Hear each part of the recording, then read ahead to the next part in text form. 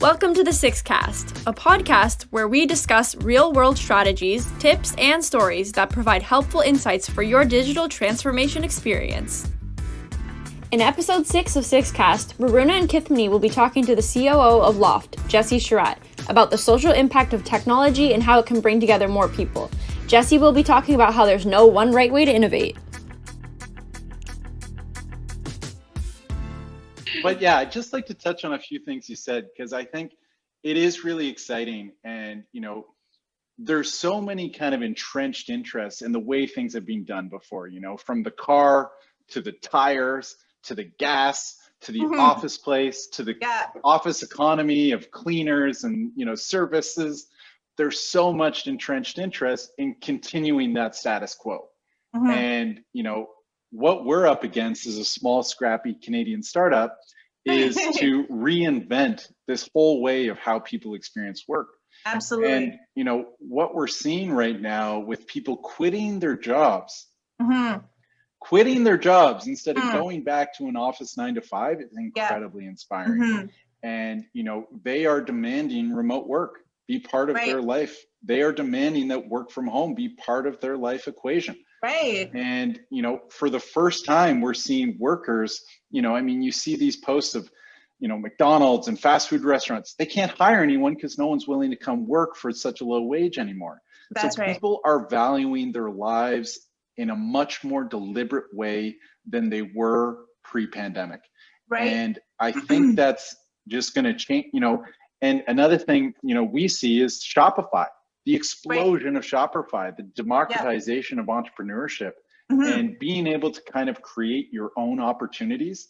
And, we see this with social media stars and YouTubers and all of these people who have learned to use the internet to make their dreams come true. And whether it's, starting your own business or, being a drop shipper or working, doing there's so many different variations of what you can do on the internet now, trading crypto and, buying NFTs, whatever it is. It's so creative. And, sure, I have issues with the sustainability around crypto and things like that. And they're still figuring these things out. For sure. But, the people who are quitting the jobs, hugely inspiring. The reduction in commuting, the cutting of emissions. I mean, Toronto, I think, is the #1 city in Canada in terms of commute. I'm pretty sure that the stat is 63 minutes a day is spent commuting for the average person. So you have people who, I remember my wife went to York University to Osgoode for law school, and some of the people who worked there at Aramark and in the food services, they would commute 2 hours each way to get to a job where they were making $12, $13 an hour. Right. And so you're adding on 4 hours a day. So when you add 8 hours and then it's 12 hours, you're actually making maybe $7 an hour. Exactly. So you start making this new calculus about what are the expenses that I have in my life and how can I create a more streamlined version that will be better to support myself and my family. And, the other thing in terms of being in the suburbs and bringing more innovative, services to different parts of the country is that I think often about, Steve Jobs, when he went to Pixar, one of the things that he did at Pixar was about redesigning the whole office space. And it was done in a way that they wanted to increase happy collisions between employees from different departments. And I really saw this in practice again at TFO. Maybe I was one of the ones who took the most advantage of it because I was always colliding at the foosball table with the, the graphic designers, the marketers, the 3D modelers. Finance would come sometimes. And so we all started chatting a lot, and all of the people who would come to these foosball games would start having more insight into what the company was doing as a whole. And you start to see and identify gaps and, where can I help here? And where can I fill this? And, have we looked at this opportunity? And I think historically, when you've been kept in such a confined lane, you don't see the whole picture. Exactly. And you can't make great decisions if you can't see the whole picture. Right. So we want people to be able to see the whole picture and then make those happy collisions with each other, not in an office, but across a city. Right. Across a country.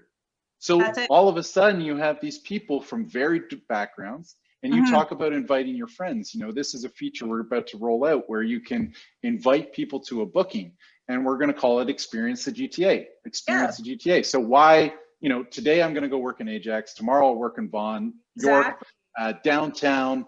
You know, maybe I'll go to Burlington, maybe I'll be in Parkdale, the Junction, Annex, wherever.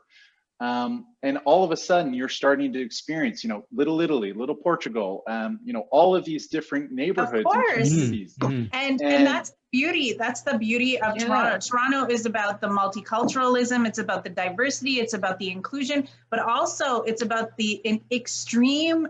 And as we say, it's very it's very vibrant. It's very lively. It's very energetic. And what this allows, like what LAUFT allows, is a space for also co-collaboration. So companies and your networking, without even realizing that you're networking, it's a natural organic experience. And people are so starved for those natural organic experience. These virtual meetups don't do the same thing. And now that you're looking at a work split, for example, you're saying 2 days in the office, guys, and maybe 3 days you get to spend at home.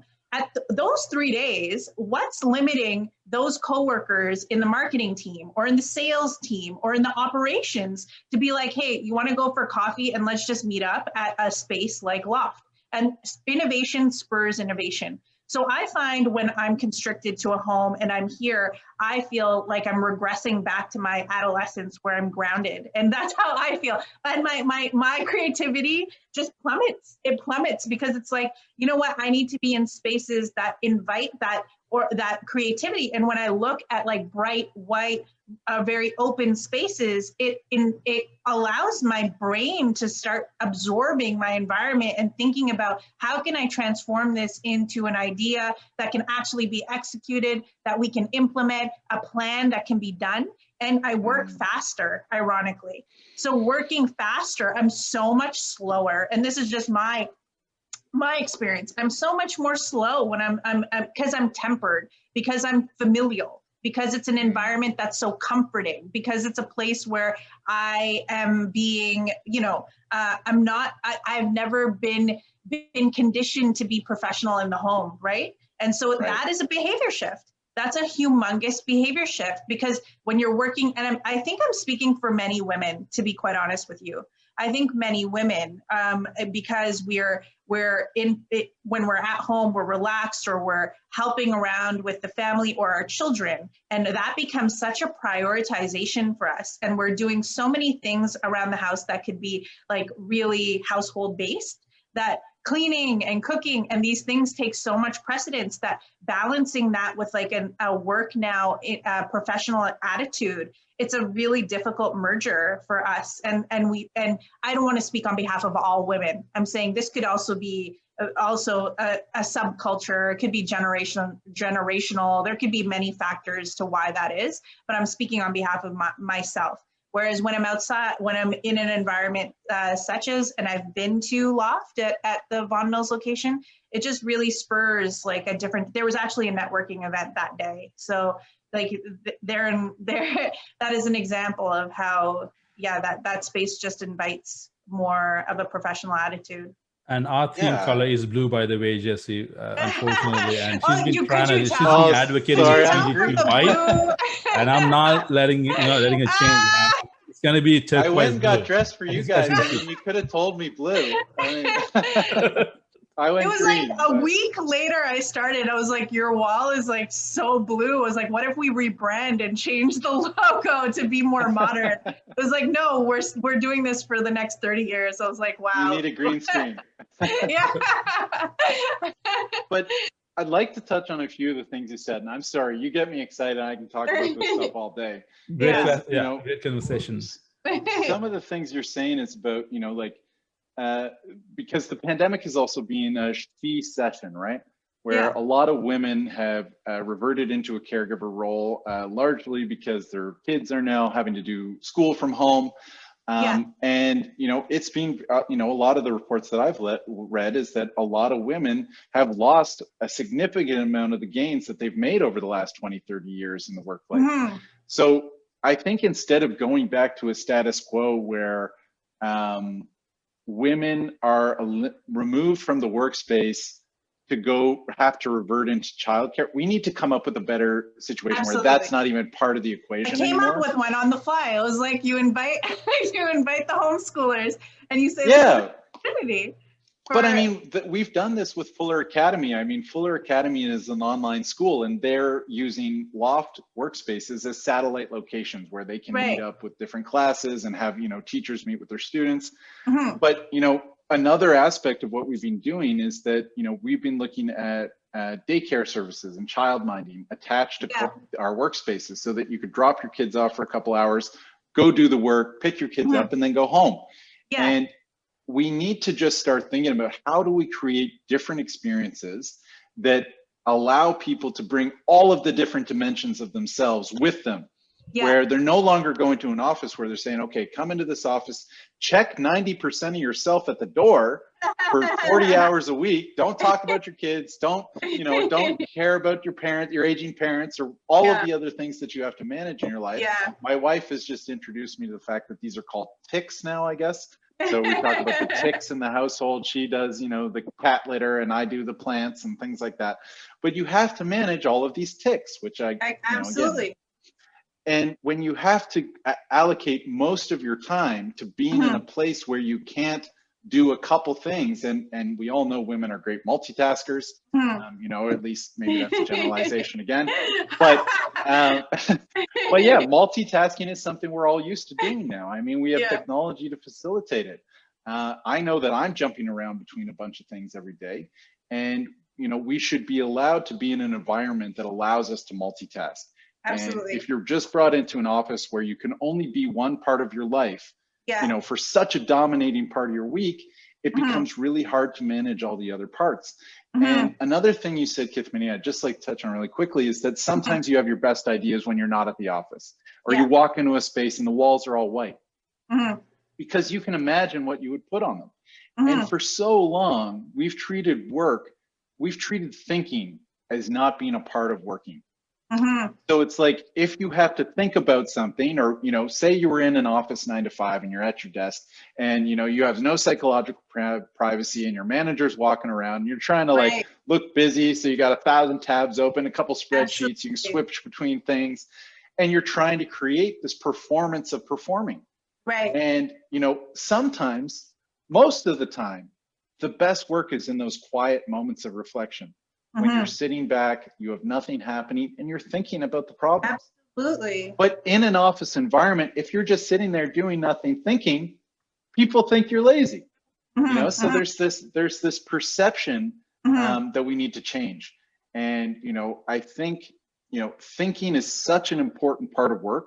And we've never found a way to really quantify it or measure it. Or, last night I could barely fall asleep because I was thinking for 3 hours about, okay, we've got Ajax location coming online. We're about to roll out in Shops and Don Mills. We've got other locations in the pipeline for the next few months. We've got this app development coming, and I'm just so excited about all of it that it's hard to sleep. But is that 3 hours wasted time? Or did I wake up this morning more harnessed and more with more clarity about where to put my efforts than the day before? So should I be compensated for thinking for 3 hours before I go to bed? And it's just the idea that work never happens 9 to 5. You can't put a limit on it.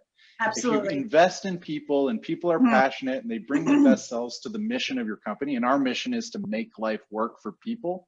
If they bring that passion, the work never really ends. And what's really interesting is you're preaching to the choir, because I've always been an extremely thoughtful person. I'm always thinking, but to be quite honest with you, it's because I think about things, and then I come up with a different way of thinking about them, a different perspective about thinking about them. It makes me get over a lot of issues quicker than another person who might not think as much, because I have an inner dialogue, and then I come up with a synthesis of what happened, and it becomes a very complex, somebody told me the way that I'm thinking is it's like a mapping system. It's like a very complex journey of a mapping system, and there's points from A to B, and I feel as though that was it was very penalized to think like that. And it became that way right before COVID, but more so in COVID, to remove those thoughts and extract like that part of me that was very unique. And I'm like, and unfortunately, that's what spurred my motivation. To be quite honest with you, those times that I would take and I would be spending thinking about things, it would be opportunities for me to actually get so much more motivated about a project and be excited and be so happy and be positive. And then it really infuse that into the environment and the people that I'm around, because I would want to give that away. And unfortunately, I went through an experience as well, and not to dive too deep into it, but I went through an experience, and it was at a traditional workplace where, you know, there was a lot of things that happened that really just demotivated me and made me almost stagnant for like pandemic. I just went through a really, really difficult time.